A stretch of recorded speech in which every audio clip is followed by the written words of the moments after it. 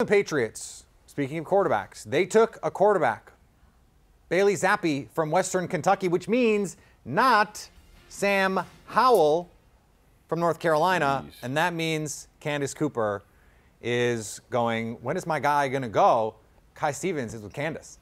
Try not to play favorites with our Locked On host, but Candace Cooper is definitely one of my favorites, so I'm so happy you're joining us. I know we were trying to wait until Sam Howell went, but that's not happening right now. So it's okay. What is going on? Why is he dropped this far? Is it just the senior year that people are worried about? You know, I think it's a thing about height, right? Everyone wants a tall quarterback. We're not trying to deal with the whole Russell Wilson thing. I don't know. Maybe it's the small hands. Cueing Kenny Pickett, cueing, Kyler Murray. Right. I don't know what the issue is about Sam, but it's really sad that my guy is still on the board. I'm like, is Mac Brown not making any calls? What do we got going on here? We know politics always plays a part. Yeah. So I'm just confused. I know. We got to call in the favor soon, or at least keep an eye on things. Hopefully he ends up somewhere. Ike Ekwonu is someone I want to talk about. He's our top talent on our board. Obviously, he was going to be a top pick, but how much of a perfect fit is it that he gets to go home and then also, join this Panthers team?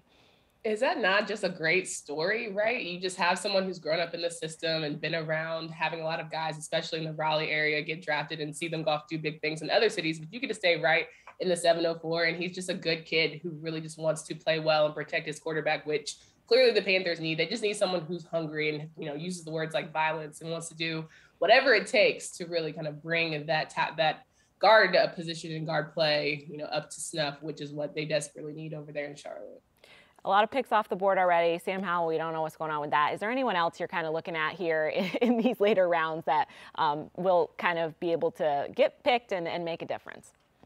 Yeah, I think Sam is going to, when eventually he does go, going to be a great asset to any team that he gets picked up by. When I look at who I wanted from the ACC, a lot of guys have already got the opportunity. Kyle Hamilton, Notre Dame adjacent, right? We had Jermaine Johnson go. So I'm pretty much just looking for guys who are going to be hungry and they're going to feel slighted. I think the ACC right now feels slighted in all football, right? Because we haven't seen usually the top conversations from Clemson guys. You haven't seen a lot of guys go who are typically, one or two, day one, day two, and now you're just saying, all right, who's hungry enough? Who wants it, right? So I think it's just been like a slight ACC snub for me. So I'm really looking for anybody, please.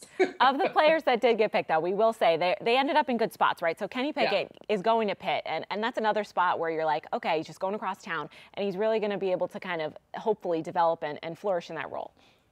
Yeah, I think Kenny Pickett is kind of just like Icky, going to a hometown favorite, hometown energy, and just someone who the city truly loves and can get behind. It's going to be hard, of course, to try and top what Ben Roethlisberger did for them, but ultimately you get to have your new name, new energy, and you get to play with a great coach in Mike Tomlin. I think that's one of the most fun parts for him, and I think he can just really enjoy a new city that's going to really rally behind him.